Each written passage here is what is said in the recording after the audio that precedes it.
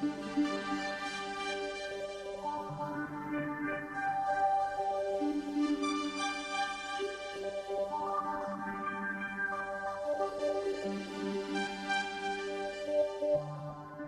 I'm Ralph Horn, founder and chairman of Corel Energy Systems. I am here to introduce the KES product, describing how the benefits of our waste heat unit provide long-term rewards for the generation of power. Our product only uses waste heat to generate power, in turn reducing greenhouse gases and the consumption of our natural resources such as petroleum, coal, and natural gas. The KES unit utilizes low-grade waste heat to generate additional power for units that typically discharge this heat into the environment. Corel Energy Systems has been in existence since late 1994, when we designed and built our first prototype unit. It was successfully tested, which led to the further advancement and eventual patenting of our proprietary technology. Our patents were issued in February of 2005. The company has since developed and tested units ranging in size from 50 kilowatts to 9 megawatts. The Waukesha shown is fueled by methane gas processed from the landfill, generating approximately 950 kilowatts electrical power at 480 volts. The engine is twin turbocharged with an exhaust temperature of approximately 750 degrees F. This provides KES with 2.3 million BTUs of exhaust heat and 2.1 million BTUs from Jackawater circuit for an estimated total of 4.3 million BTUs. The oil and intercooler are separate circuits and not currently providing any waste heat. The Jackawater heat is diverted from the engine and fed into the exhaust gas heat exchanger, which diverts the exhaust heat through a three-way diverter valve.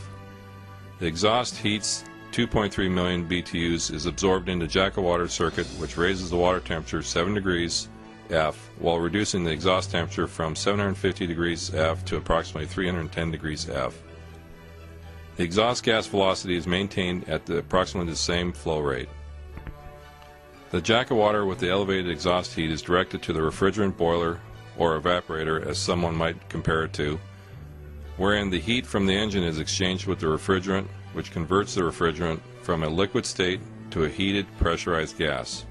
The boiler design is an industry standard shell and tube for refrigeration use and is certified for such use. Returning to the beginning of the circuit, the receiver holds the liquid refrigerant in an elevated position from the floor. The receiver feeds the refrigerant pump, the liquid refrigerant that is then pumped into the boiler. We call the pump a boiler feed pump. The boiler absorbs the heat and converts the liquid to a pressurized gas. The pressurized gas is then used to run the Corel expander unit, which in turn runs a standard generator. The spent refrigerant, which has very low pressure remaining and is still in a gaseous state, is then directed to another heat exchanger. This heat exchanger is called a condenser unit, which takes out the remaining heat from the refrigerant and returns it to its original liquid state. The method we use for cooling the condenser is a conventional water cooling tower, which absorbs the heat in the heat exchanger and entrains it into the water, which is then sent to the tower for discharge. The heat is evaporated by means of fans driving air over the water and causing the heat to be evaporated. The water used to cool the condenser is pumped using a conventional water circulation pump. When the refrigerant is returned to a liquid state in the condensing unit, the refrigerant returns to the receiver by means of a gravity-run return line. The controls for the KES unit are housed in a standard MCC unit, machine control center. The main switchgear for the power produced is routed through the switchgear, along with the ability to read power being generated and power consumed for operating the KES unit.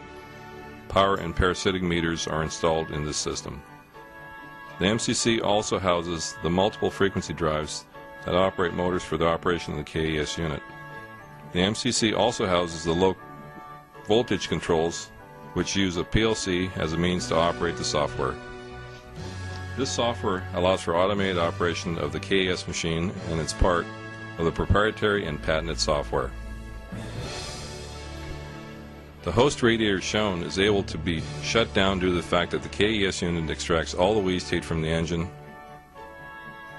The bypass piping shown is all part of the circuit, which allows KES to properly manage the temperature of the host engine. The MCC shown here is the host engine controls and synchronization of the power generated to the grid. It shows the output generated at around 950 kilowatts.